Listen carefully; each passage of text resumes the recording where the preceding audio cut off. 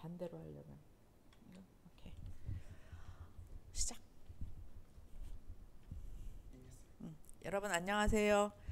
어, 지난 시간에 우리 방사선과 환경 그 오리엔테이션 강의 일정 얘기를 했고요. 저기 여러분들 차질이 없을 것이라고 생각을 하겠고, 오늘은 이어서 방사선 안전교육이라는 그런 타이틀인데, 요거는 그 한국원자력안전재단에서 그 내가 강의를 하면서 같이 만들었던 자료인데, 자료 중에 여러분들에게 그 전해주고 싶은 그러한 내용들이, 중요한 내용들이 좀 있고, 그리고 그 원자력 이론, 기초 이론 시작하기 이전에 여러분들한테 그 알고 넘어가면 훨씬 그 원자력에 대해서, 방사선에 대해서 입문 들어선다, 이런 거에 대해서 도움이 될 것 같아서 이 자료를 올려놓았습니다. 그리고 그 방사성 동위원소 지난 시간에 잠깐 얘기는 했지만, 어찌 처음 접하는 경우에는 조금 낯설 수 있어요. 그리고 이거 뭐 어려운 거 아닌가, 약간 그 겁을 먹게 되는 그런 것도 있을 수 있는데, 저기 그 내가 여러분들한테 그 권하고 싶은 그런 내용 중에 하나예요. 그런데 또 사람마다 다 그 추천 권하고 싶은 것이 다를 수 있잖아요. 그런데 나의 경우는 그 다른 과목보다는 학교 다닐 때 그 물리가 조금 가까웠던 것 같아요. 그래서 하는 과정 중에 굉장히 그 재미있다는 생각을 했어요. 여러 학생들 들으면서 재밌게 뭐가 재밌어 그렇게 생각할 학생도 있겠지만, 아무튼 나의 경우는 재밌었다. 어느 정도 재미있었는가 하면은, 저기 뭐 완전히 그 게임할 때 왜 그 하나하나씩 그 깨나가는 그런 느낌이랄까, 아무튼 상당히 그 흥미롭게 그런 그 재미를 가지고 그 했어요. 또 어떤 책에 보면은 뭐 저기 즐기는 자 뭐 못 당한다고 하잖아요. 아무튼 여러분들도 이거 지겨워, 이런 선입견 버리시고, 아무튼 저기 여러분과 내가 만난 만큼 충분히 그 즐긴다고나 할까, 아무튼 그 흥미를 가지고 그 이 과목을 접했으면 좋겠습니다. 첫 번째 자료는 그 초등학교에 그 발암 물질이 나온다. 그리고 라돈이 과다 검출되어 있다. 먹는 샘물의 방사성 물질. 그래서 이 자료는 무엇인가 하면은, 먼저 그 라돈에 관한 자료예요. 라돈이라는 것은 우라늄 238이 붕괴하여 생긴 그런 방사성 물질로, 우라늄 238이라는 것은 천연 방사성 동위원소 중에 가장 무겁다면은 그 비중이 큰 그런 액체예요. 액체가 아니고 물질이에요. 그런데 비중이 크다 그러면은 어떤 성질이 있겠어요? 밑으로 가라앉는 성질이 있겠죠. 무거우니까. 그런데 여기서 이 자료에서 한번 보면은, 먹는 샘물이라면은 우리가 그 지하수까지는 아니지만은 그 땅에 고여 있는 물, 땅과 관련이 있어요. 그리고 이 자료에서 보면은 지하철이라는 그런 대목이 있어요. 저기 지하죠. 그리고 여기 자료에 보면 먹는 지하수가 방사능 오염이 된다.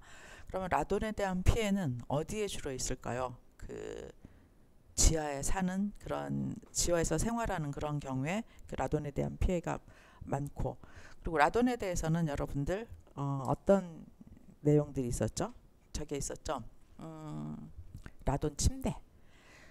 그래서 한때 굉장히 그 문제를 많이 일으키고 또 그 사회 이슈화가 되었었는데, 지금 조금 조용하죠. 지금 뭐 그거 말고도 미세먼지 때문에 문제가 많고, 그래서 라돈이 조금 주춤했는데, 내 생각 같아서는 또 언제 또 라돈이 들고 일어날지 모르는 그러한 심각한 그런 문제점들이 많이 있는 것이 라돈인 것 같아요. 그리고 우리 학교 그 보건환경 그 연구실에서는 그 라돈에 대한 그 연구 용역을 정부로부터 받아서, 그 우리 학교 복도에서도 옛날에 그 방학 기간 중에 그 라돈이 얼만큼 오염되어 있나 이런 것들을 검사를 하고 있었는데, 아무튼 그 지하에서 생활하는 경우, 그러면은 우리가 지하철 타는 것도 그 라돈 때문에 문제가 되는 거 아닌가? 근데 할 수 없죠. 뭐 지하철 매일 타는 건 아니니까. 그렇지만 아무튼 지하에 관련이 있다. 그리고 라돈에 대해서는 또 그 지하에 문제가 있다. 그리고 또 라돈에 대한 대책 그 오염법으로는 정부에서 그 건축물 자재에 대한 그 사전 적합 제도 이런 것들을 얘기를 해서 그 라돈에 대한 그 건축에 대한 그런 규제를 하고 있는데 그 500세대 이상의 그 가구 뭐 아파트의 경우겠죠. 그런 경우에서는 반드시 그 라돈 환기 시설 그런 것들을 강화하기로 하고 그리고 라돈에 대한 유지 기준, 권고 기준 이런 것들을 강화해서 그 정부적인 대책을 세우고 있어요. 그리고 라돈에 대한 대책으로 그 또 한 가지 중요한 것은 환기예요. 특히 겨울철 환기.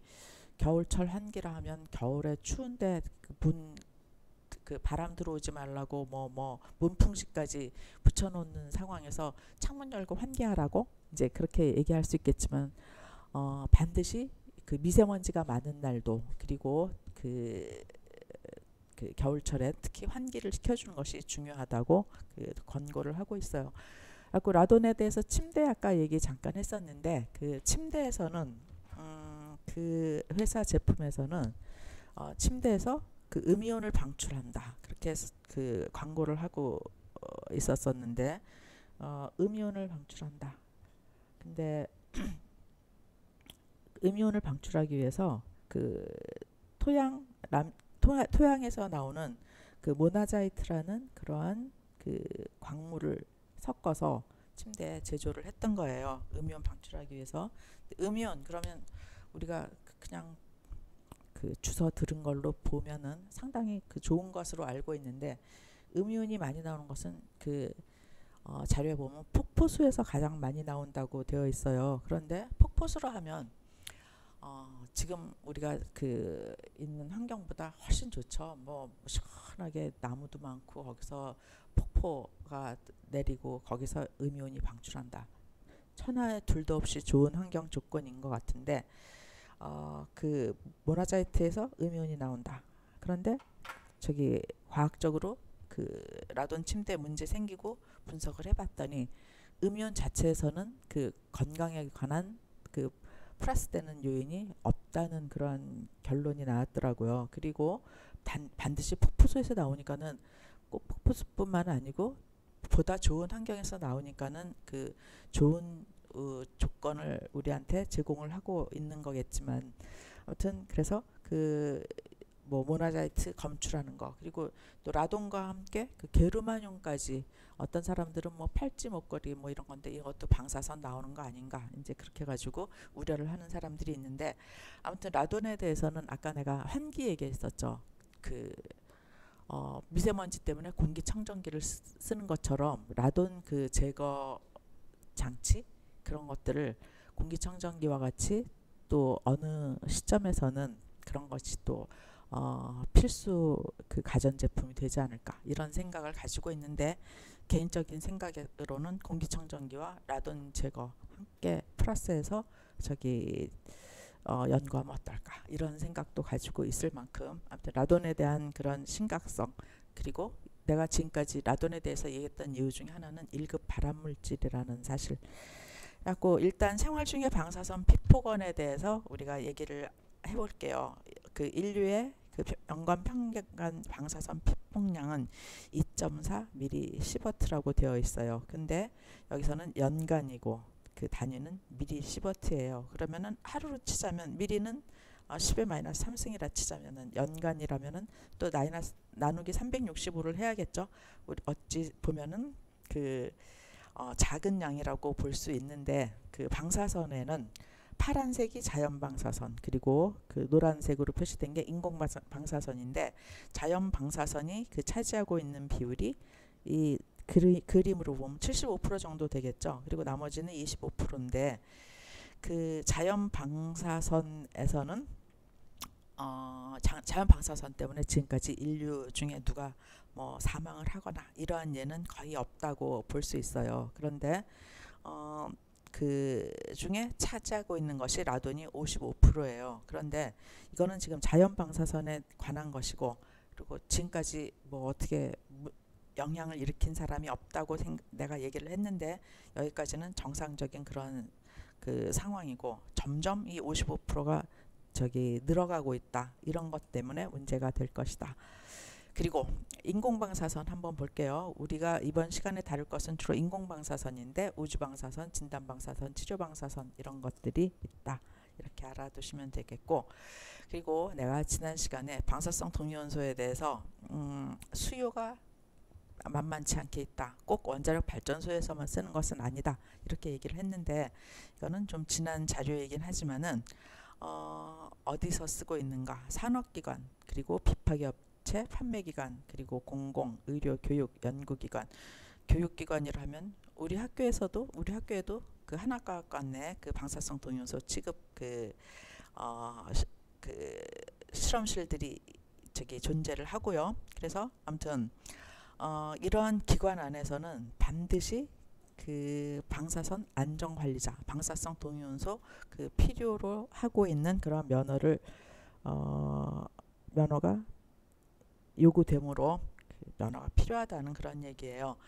그래서 방사성 안전관리자 현황 한번 보면은 앞에 얘기했던 거와 마찬가지로 의료기관, 산업체, 연기관, 교육기관, 공공기관, 군사기관 이러한 많은 기관에서 지금 그 관리를 하고 있고, 그리고 반드시 방사선 안전관리자뿐만이 아니고 기타 분야에서도 그 방사선 관련 면허가 쓰이고 있는데, 면허를 일단 한번 알아볼게요. 방사성 동위원소 취급 면허, 일반 면허가 있고 특수 면허가 있고 감독자 면허가 있어요. 그런데 일반 면허는 그 위에서 얘기했던 그런 일반 기관에서 쓰는 그러한 일반 면허이고, 특수 면허는 그 특수기관, 그리고 감독자 면허도 그 어느 정도 특수한 면허에 속하겠지만은 주로 그 병원에서 보면은 그 영상의학과라는 그러한 과가 있죠. 옛날에는 방사선과 뭐 엑스레이 찍는 그런 거 정도로 생각을 할 수가 있겠는데, 방사선 취급 감독 면허는 주로 그 방사선과 그 전문의 선생님들이 가지고 계신 것들이 그 감독자 면허로 볼 수 있고, 방사선 작업자 종사자 현황 보면은 의료, 일반, 비파기업, 판매, 연구, 교육, 공공, 원자력 발전소까지 해가지고 종사자 현황은 지금 뭐 2007년도 기준에 3만 명 정도로 되어 있는데 이거보다 훨씬 더 많은 그러한 그 기관에서 쓰고 있어요. 그런데 이 많은 기관에서 이런 많은 작업 종사자들에게는 반드시 그 방사성 동위원소를 그 접하게 되는 경우에는 방사성 동위원소 그 안전 기준에 대한 법정 그 교육을 받게 되어 있어요. 그러니까 지난번엔 그 서울에 있는 강남 성모병원에서 핵의학실을 그 증축하는 그런 과정이 있는데, 그 건설회사 직원들에게 모두 그 일정 법정 시간에 그 교육을 수료해야 한다. 그리고 그 안전관리 구역에 드나드는 뭐 청소하시는 분, 또 그 옆에 식당에 있다면은 그 식당에서 일하시는 분들, 모든 분들까지, 그리고 저기 뭐 의사 선생님이라든가 뭐 기타 종사자 모든 사람들에게는 그 법적 그 안전 교육을 받도록 규정이 되어 있겠다. 그러니까 우리가 그 방사성 동위원소 면허 여러 분야에서 쓰이는데 그 수요가 많으니까 여러분들한테 도전해보라, 이런 얘기를 했던 거고요.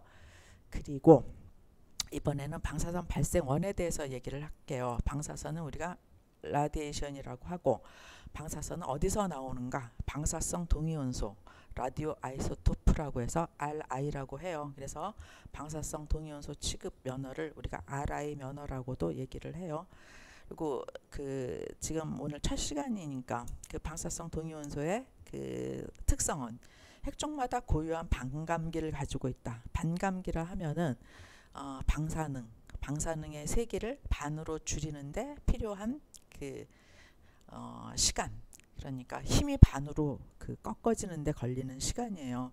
저기 아까 라돈에서 우라늄 238 얘기했었는데 우라늄의 반감기는 그 44.7억 년, 거의 45억 년이라고 되어 있어요. 어마어마한 반감기를 가지고 있죠. 그렇기 때문에 우리가 우라늄 그러면은 그 안전이라든가 그런 거에 대해서 더욱 신경 쓰게 되는 그런 생각이 들고요. 그리고 우라늄이 만약에 그 반감기가 45억 년이라 치자면은 우리가 인공적으로 만들어 쓰는 방사성 동위원소도 있어요. 근데 인공적으로 만들어 쓰는 이유는 우리가 그 암 진단을 한다던가 그러한 경우에 방사성 동위원소를 몸에 투입해서 그 암을 진단하는 그런 경우가 있어요. 근데 방사성 동위원소를 우리 몸에 집어넣는다.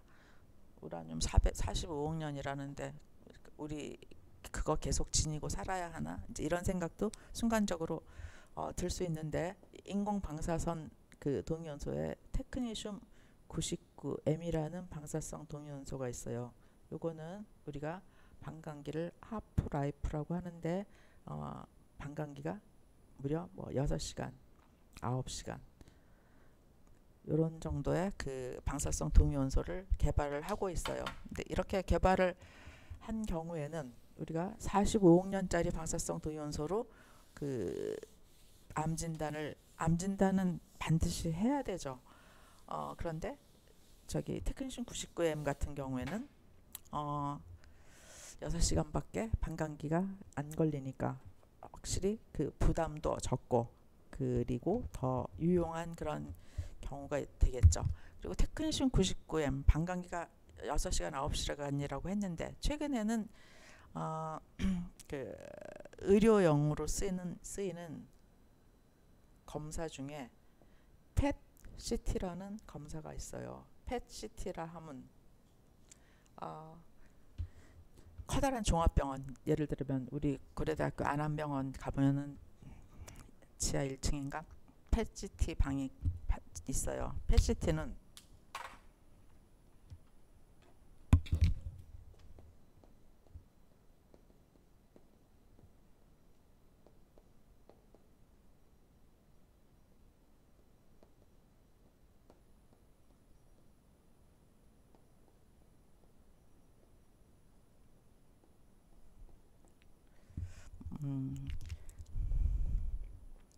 포지트론, 양전자 에미션 붕괴에 의한 단층 촬영, 이렇게 우리가 얘기를 하고 있는데 PET-CT라는 것은 그 어디에 쓰는 것인가? 암 진단하는 그런 방이에요. 그런데 그 양전자가 붕괴해서 방출해서 붕괴하는 시간까지는 단 20초밖에 걸리지 않아요. 그 시간을 이용해서 그 방출을 이용한 양전자 방출을 이용한 검사법인데, 이런 것으로 암 진단을 하고 있어요. 그리고 요 암 진단은 그 전신 촬영이에요. 호울 바디 스캔인데, 암 진단 옛날에는 테크니슘 99M이라는 그 방광기 6시간짜리 동위원소 써서 뭐 간도 검사하고 뇌도 검사하고 이렇게 부분적으로 검사를 해왔는데, 이 PET-CT 전신 촬영, 처음에는 뭐 머리가 아프면 머리만 검사하고 뭐 이제 이런 생각을 하고 전신 촬영하면 돈도 많이 들 텐데 이런 생각을 해본 적이 있었는데, PET-CT 전신 촬영은 왜 해야 되죠? 암은 전이 되니까 반드시 그 PET-CT 할 그런 필요가 있다. 그리고 그 양전자 붕괴 시간이 20초밖에 걸리지 않고 인체에 그 영향을 덜 주고 그런 아주 중요한 그런 검사법들이 개발이 되고 있어요. 저기 여러분들이 요즘 아무튼 뭐 문명 발달하면서 암 환자들 엄청 많잖아요. 이렇게 그 암 진단 검사법 이런 거 있다는 거 알아두고요. 그래서 또 저기 중요한 게 또 비용이잖아요. 돈이 얼마큼 들까? 한번 내가 물어봤더니 100만 원 조금 더 든다고 하더라고요. 그런데 이 PET-CT를 과거에는 의료보험 수가를 적용했다고 해요. 그래서 그거보다 훨씬 싼 그 비용으로 검사를 했다 하는데, 그렇게 하다 보니까는 꼭 전신 촬영, 암 촬영 진단 받지 않아야 될 사람들도 마구마구 그 하는 바람에 다시 그 의료보험에서는 적용하지 않고 이런 방법이 있다. 이런 거 저기 전신 촬영하는 암 진단 검사법이다. 양전자 방출을 이용해서 20초의 그 몸에 영향을 주는 그런 검사법도 있다. 이런 것들을 방사성 동위원소 얘기가 나온 김에 얘기를 했고요. 그 다음에 방사선 발생 장치 RG라고 썼는데 라디에이션 제너레이터예요. 진공관 내에서 하전 입자를 가속시켜서 방사선을 발생시킨다. 그리고 비파괴 검사 및 물질을 성분 분석한다.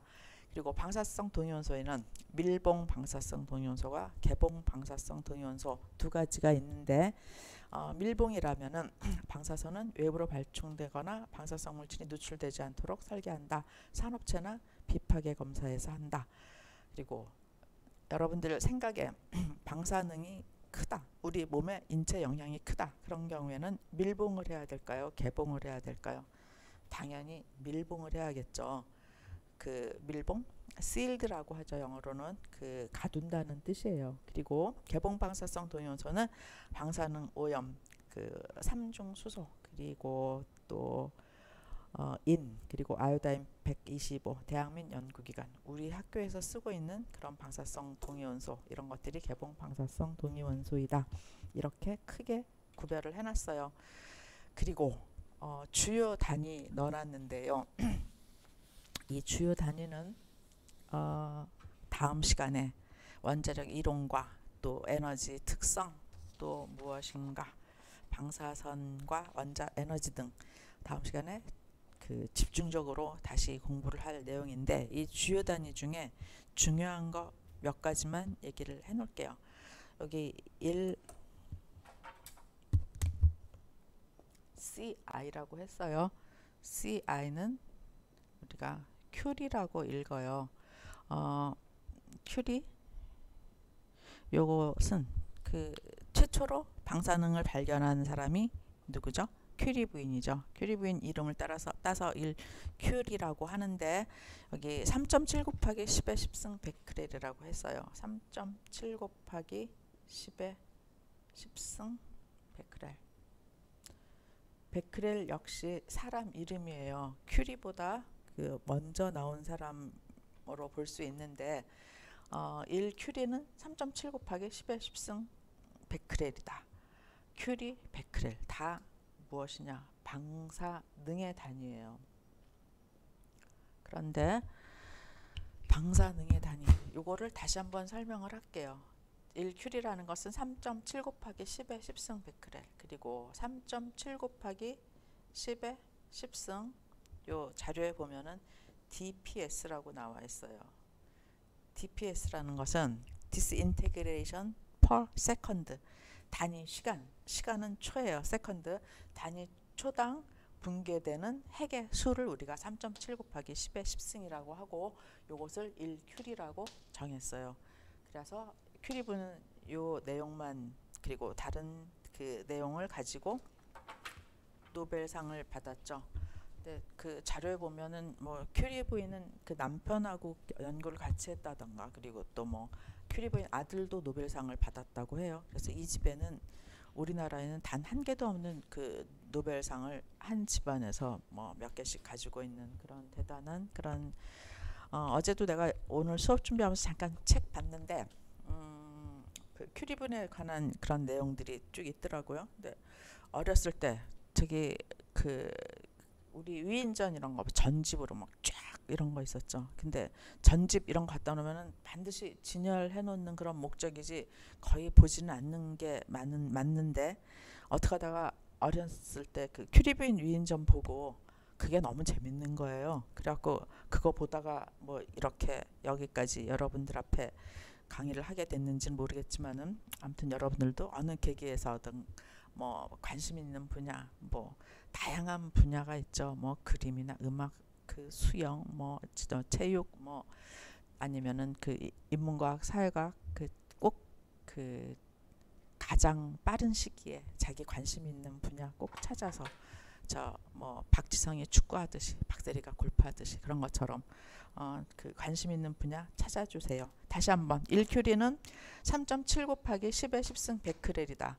큐리, 베크렐 다 사람 이름이다. 그리고 방사능의 단위다.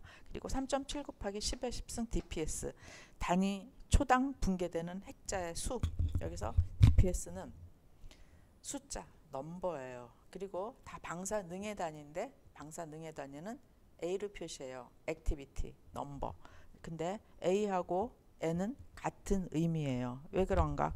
DPS 단위 시간당 붕괴되는 숫자가 많으면 많을수록 방사능이 커져요. 숫자가 많으면 우리도 저기 여러 사람하고 한 사람하고 만약에 싸운다. 여러 사람이 이기죠. 그런 것처럼 숫자가 많은 n과 a는 같은 의미다. 뒤에 나올 거니까 여러분들 알아두고요. 그 다음에 또 이번에는 여기 2V는 1.6 곱하기 10의 마이너스 19승 줄이라고 되어 있어요. 그런데 이 V라는 것은 무엇이냐? 이 V가 무엇인지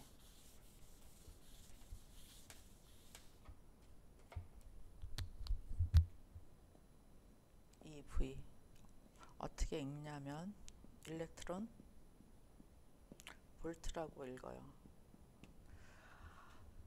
전자 전압 이거는 다시 말하면 방사능이 뭔지는 얘기를 했고 에너지 단위를 우리가 일렉트론 볼트라고 읽어요. 그리고 지금 내가 얘기하는 큐리나 일렉트론 볼트나 반드시 알아두어야 할 얘기고요. 그리고 이 V는 어떻게 표시를 하느냐?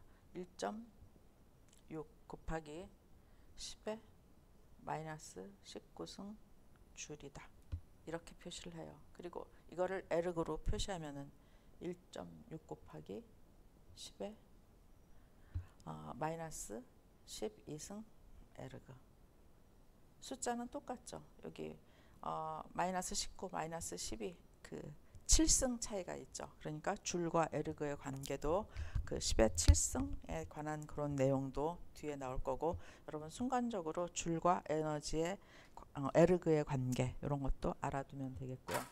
그리고 또 이번에는 1칼로리는 4.2 줄이라고 나왔어요. 칼로리는 열량의 단위죠. 에너지의 단위예요.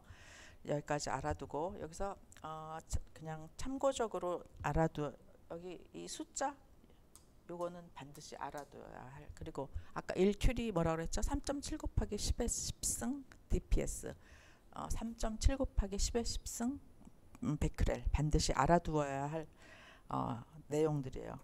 그 숫자가 엄청 많이 나오는데 요거 알아두고 요거 알아두고 그리고 아까 1큐리 3.7 곱하기 10의 10승 DPS 요거 알아두고 엄청 많이 나오는데 내가 여러분들한테 모든 숫자 나오는 숫자 족족 다 알아두라고 얘기하지 않을 거예요. 그리고 반드시 시험에 거기에 대한 풀이가 나오더라도 그 내가 얘기하지 않은 숫자는 다 제시를 할 거지만 이러한 내용들은 꼭 알아두어야 할 그런 내용들이에요.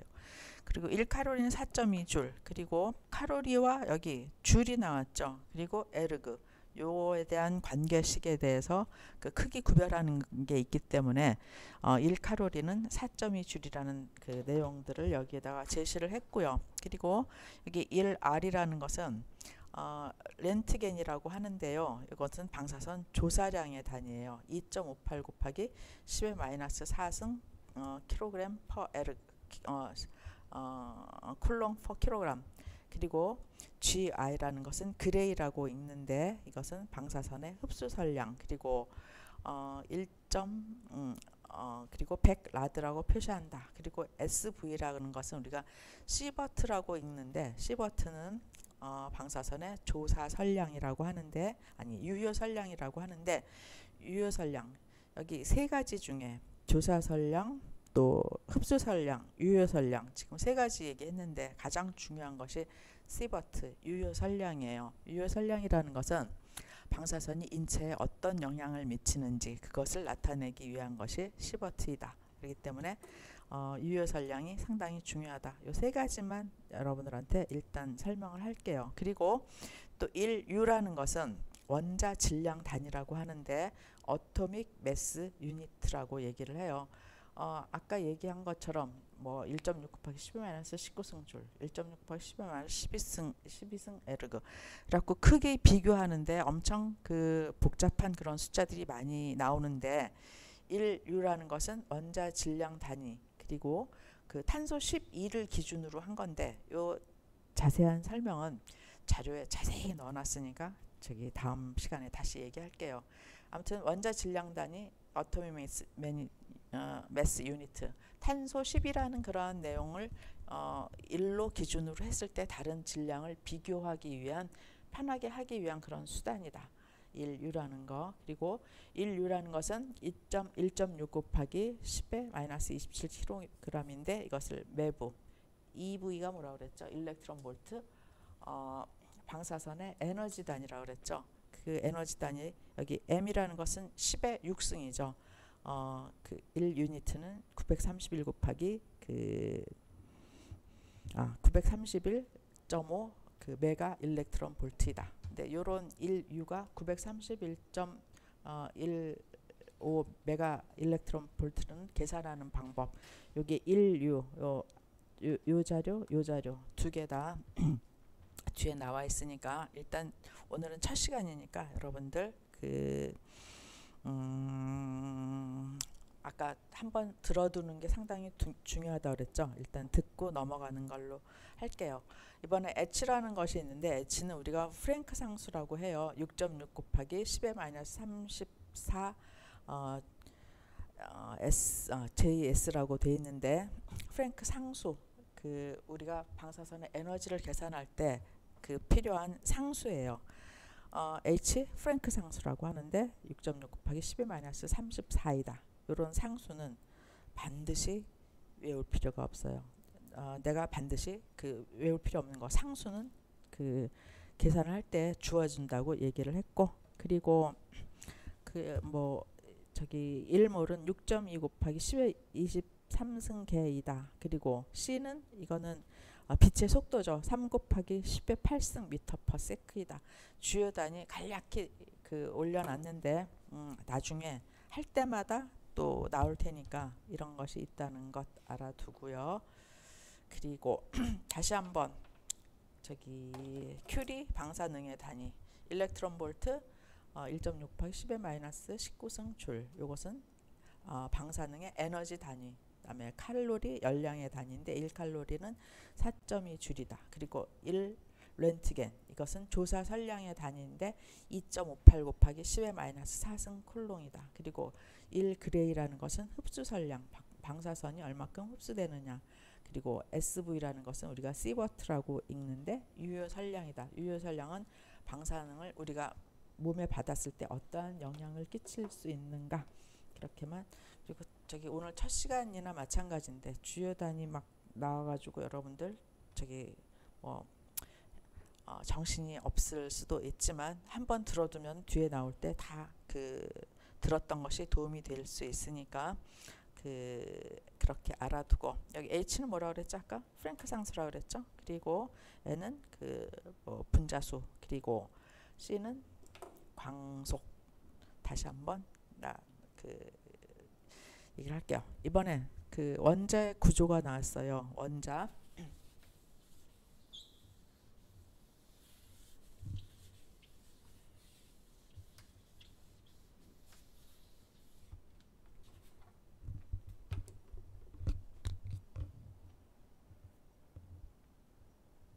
원자. 영어로 뭐죠? 우리 원자가? 영어로 뭐예요? 원자가? 어떠면 이렇게 쓰죠. 그런데 그 어원은 A 플러스 토머스라고 돼 있어요. A는 영어 그 접두사로 뭐뭐 할 수 없다. 어떤 부정의 의미를 나타내고 토머스는 나눈다. 이런 뜻을 가지고 있어요. 근데 원자라는 것은 A하고 토머스가 합쳐졌으니까 나눌 수 없다라는 뜻이 되겠죠. 그래갖고 물질을 구성하는 최소의 단위다. 화학적으로는 세분할 수 없는 입자이다. 그리고 또 원자는 무엇으로 되어 있다 그랬죠?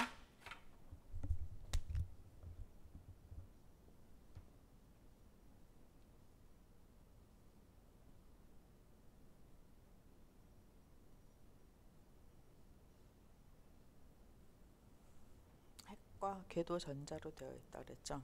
핵은 무엇으로 되어 있어요? 양성자와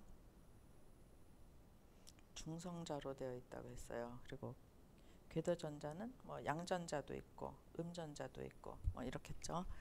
그런데 여기서 일단 궤도 전자를 우리가 음의 성질로 본다면 여기 중성자는 전기적 성질이 중성이고 양전자는 전기적 성질이 여기서는 전기적 성질이 플러스예요. 중성자가 정기적 성질이 없고, 그리고 궤도전자를 우리가 정기적 성질을 우리가 음성으로 본다면 원자핵 전체의 전기적 성질은 중성으로 볼 수 있다. 이런 거 하나 알아두고요. 그리고 이번에 여기는 양성자의 기호는 P는 포지트론이라고 얘기하고요. 중성자는 뉴트론, 그리고 전자는 일렉트론이라고 해요. 그리고 전하는 지금 여기서 설명했던 것처럼 양성자는 플러스, 중성자는 제로, 전자는 마이너스, 전체적인 전기적인 성질은 중성이 된다고 얘기를 했고요. 이번에 무게 한번 볼게요. 양성자 질량 6.72 곱하기 10의 마이너스 27승, 그리고 중성자 1.67 곱하기 10의 마이너스 27승, 거의 비슷하죠. 그리고 전자는 9 곱하기 10의 마이너스 31승, 가볍죠. 그런데 요거 한번 비교를 했어요. 요 비교하기 위해서 만든 것이 유니트, 어토믹 매스 유니트, 원자 질량 단위인데 양성자는 1.007277, 중성자는 1.008665. 근데 이것을 보면은 어떤 게 더 무거워요? 이거를 보면은 쉽지 않지만 아무래도 이거를 보면은 중성자가 조금 더 무겁죠. 그리고 에너지도 중성자가 조금 더 많아요. 그리고 여기서 보면은 양성자와 중성자에 비해서 그 전자는 훨씬 가벼워요. 0.51인데 이걸 실제로 계산을 해보면은 약 2000분의 1, 1870분의 1 정도로 그 전자가 가볍다. 그래갖고 여기 핵 그림을 보면은 여기 핵에서 핵은 양성자와 중성자로 이루어졌다고 했죠. 그리고 그 주위를 궤도전자가 떠다니고 있어요. 그런데 요 궤도전자는 요 그 핵에 비해서 한 2000배의 1 정도밖에 안 돼서 떠다니고 있다. 그렇기 때문에 물리적 충돌을 받거나 외부의 힘을 받으면 튀어나가거나 그러한 성질이 있다. 그렇기 때문에 우리가 내가 미리 이따가 설명하려고 여기 전리 그려놨는데 궤도전자가 뭐 이탈한다. 그리고 뭐 궤도전자에 공석이 생긴다. 이러한 내용도 궤도전자가 가볍기 때문에 물리적 힘을 받으면 튀어나간다. 그리고 그 원자의 구조를 보면은 무엇이냐? 여기 첫 번째 각을 우리가 K각이라고 해요. 여기가 원자 핵이고, 핵은 뭘로 되어 있다고요?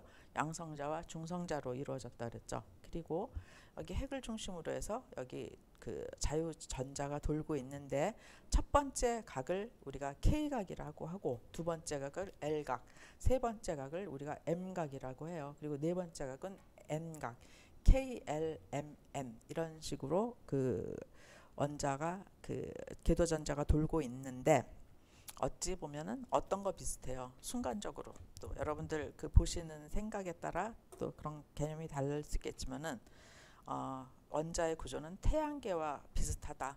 그 태양이 있다면은 수성, 금성, 지구, 화성, 수금지와 목토, 천해명 우리 옛날에 다 외웠었죠. 그런 식으로 원자는 그 태양계와 같은 구조를 가지고 있다.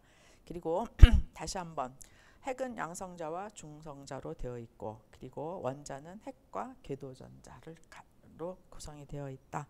그리고 양성자와 중성자에 비해서 전자는 2000분의 1 정도 가볍게 그 핵 주위를 떠돌고 있다. 이 정도만 여러분들 알고 계시면 되겠어요. 그리고 이번에는 원자 핵의 표기와 핵종, 그래서 임의의 원자 핵을 우리가 X라고 얘기를 해놨어요. 그리고 X의 그 왼쪽에는 Z라고 했는데 Z를 우리가 양성자, 그리고 양성자는 원자 번호라고 얘기를 한다. 그리고 N 중성자인 경우에는 그 원자 그 핵의 오른쪽에 표시를 한다. 왼쪽에는 원자 번호를 표시한다. 그리고 또 우리가 원자 번호와 또 중성자를 합친 그러한 것을 우리가 A 무엇이냐 원자량이라고 한다. 중성자 양성자의 합친 그 값을 우리가 A로 표시한다.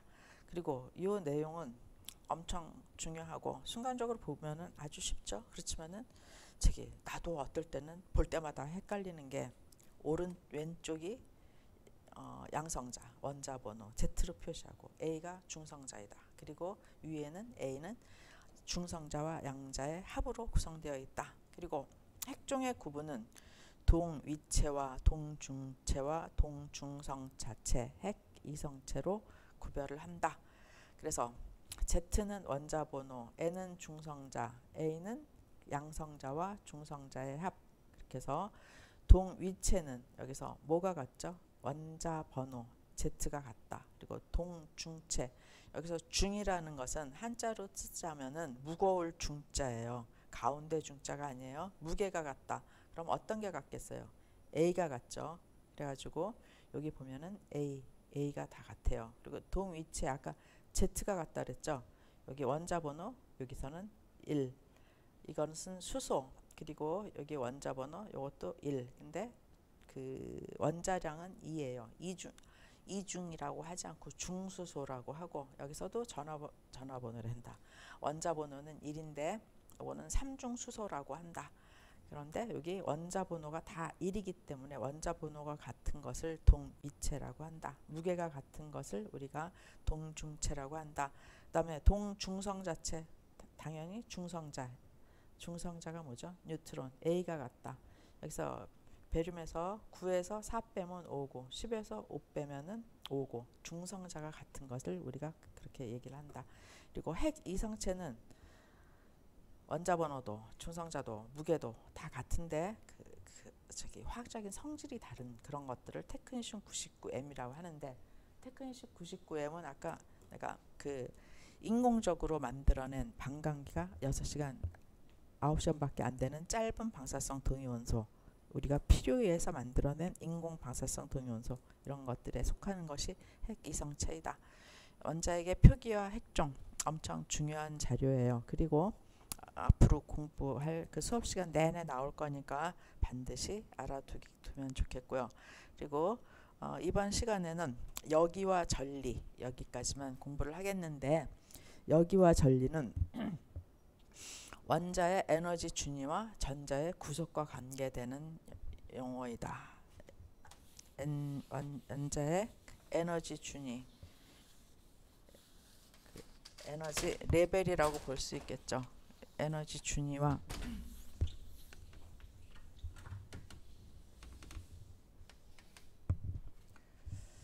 먼저 여기라는 말이 나왔어요.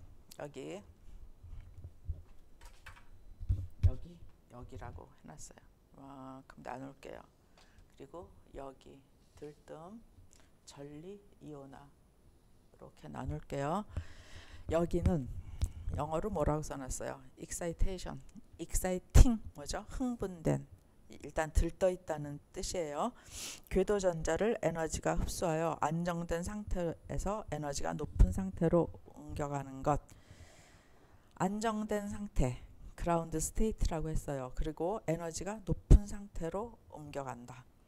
안정된 상태에서 에너지가 높은 상태, 다른 말로는 불안정한 상태로 옮겨간다고 했어요. 그런데 안정된 상태에서 에너지가 불안정한 상태로 옮겨간다. 당연히 불안정한 상태를 유지하는 거죠. 그렇기 때문에 우리가 excitation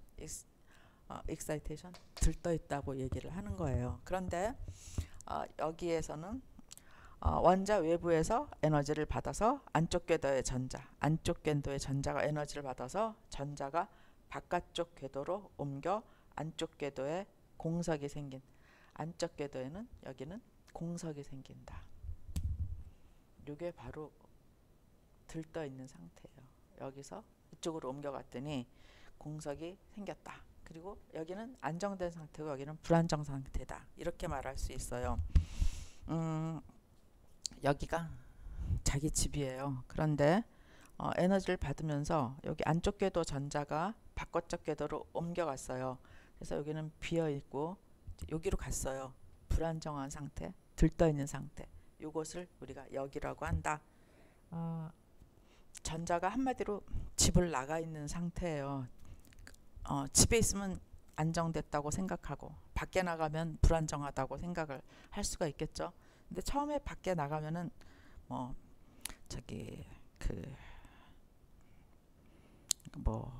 중고등학생 집 나간다 이제 이런 경우에도 처음에 나가면은 게임하러 다니죠. 엄청 재밌고 신나고 들떠서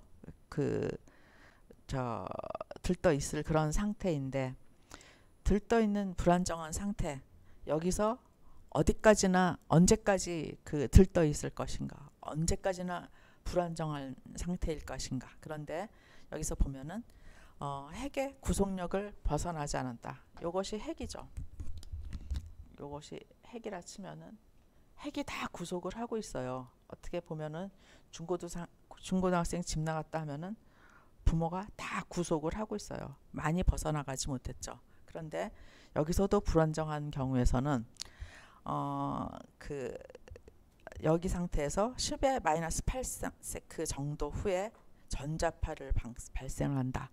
전자파를 발생하면서 여기서는 또 다시 기저 상태, 그라운드 스테이트, 안정한 상태로 돌아가는 그런 것을 우리가 역이라고 하는데, 여기서 전자파를 방출하는, 불안정한 상태에서 전자파를 방출하는 과정에서 생기는 것이 우리가 얘기하는 방사선이에요. 그리고 그 전자파를 방출할 때 힘을 우리가 무엇이라고 하죠? 방사능이라고 얘기를 하죠. 그래서 여러분들한테 그 방사선이 무엇인가, 오늘 첫 시간이니까 그렇게 한번 물어본다면 여기 상태에서 그 불안정한 상태에서 안정된 상태로 돌아오기 위해서 전자파를 방출할 때 나타내는 그런 것을 우리가 방사선이라고 한다. 그리고 이때 나오는 힘을 우리가 방사능이라고 한다. 이렇게 얘기를 하면 되겠어요. 그리고 여기 그 그림 그려놨는데 첫 번째 K각, 두 번째 L각, 세 번째 M각, 여기서 그 궤도전자의 수는 N은 1, N은 2, N은 3이라고 했는데 이때 궤도전자의 수는 K각에서는 2는 2N,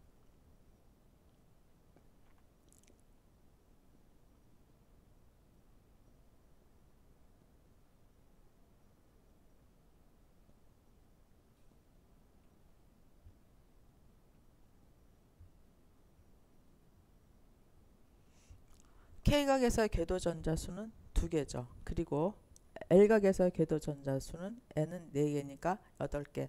M각에서의 궤도전자의 수는 N은 3이니까 9, 2, 18.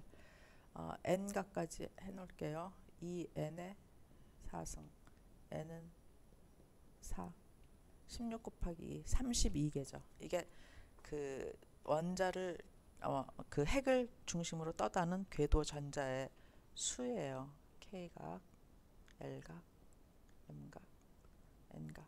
그러니까 우리가 처음에 원자 그릴 때 이거 핵이라고 했죠. 그리고 또 핵이고 K각이라고 그랬죠. 궤도전자 그릴 때 우리가 2개만 그리면 돼요. 그리고 세 번째 L각 그릴 때 궤도전자 궤도전자 몇 개예요? 2개니까 8개죠. 하나, 둘, 셋, 넷, 다섯, 여섯, 일곱, 여덟. 우리가 마구마구 그리는 게 아니고 요 공식에 의해서 M각은 그리라면은 18개 그리면 되겠고, 그리고 저 시험 문제 하나 있던가? 저게 있어요. 뭐 L각까지 채워지는 궤도전자의 숫자는 몇 가지인가? 그런데 L각의 궤도전자 숫자를 물어본 것이고 아니고 L각까지 채워지는 궤도전자의 수. 그러면 K각에서는 2개, L각에서는 8개, 모두 10개겠죠. M각에서는 또 M각까지 채워지는 궤도전자의 수 모두 더하면 되겠고, 이렇게 되겠고요. 그 다음 이번에는 전리에 대한 원자 에너지 준위와 전파의 구속과 관계되는 용어로서 전리는 이오니제이션이라고 하는데, 그 에너지를 흡수해서 궤도전자가 원자에게 구속력으로부터 완전히 벗어나는 상태, 이것을 우리가 전리라고 해요. 궤도전자가 원자 궤도에서 밖으로 이탈한다. 그리고 내가 설명까지만 하고 그 대면 수업 시간에는 여러분들한테 나와서 그리세요. 그러면은 바로 이 정도는 그려주어야 해요. 지금 비대면 수업이라 여러분들 불러서 그리게 하지 못해서 그렇지, 저기 전리를 그리시오, 여기를 그리시오. 이거 반드시 그려줘야 합니다. 그리고 여기서 중요한 게 W라는 말이 나왔어요. 그래서 W, W는 어, 한 개,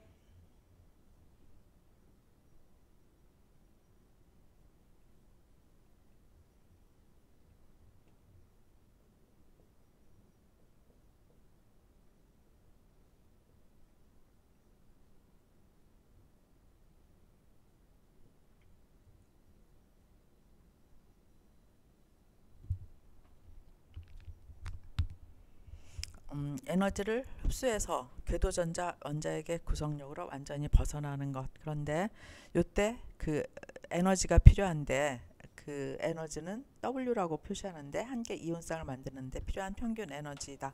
근데 요 W라는 그런 개념은 물질과 방사선과의 상호작용에서 요 W라는 말이 다시 한번 자세히 나올 거예요. 그때 나올 때 여러분들 한 개 이온쌍을 만드는데 필요한 에너지, 근데 이러한 그 에너지가 있어야만 밖으로 원자 궤도가 이탈을 할 수 있다. 그래서 W라는 말도 이게 나온 김에 설명을 했고요.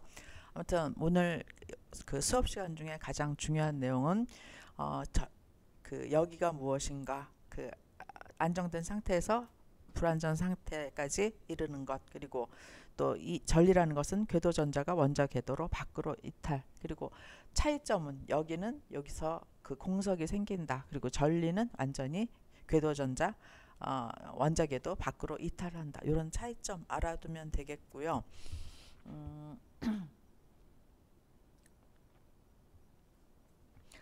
방사선에는 여기 전리라는 말이 나와서 그러는데, 또 방사선을 인공방사선, 자연방사선 그렇게 나눴고, 또 전리방사선과 비전리방사선으로 나누어요. 그런데 우리가 이번 학기에 다룰 그런 방사선은 모두 다 전리방사선, 이온화 방사선을 우리가 얘기를 해요.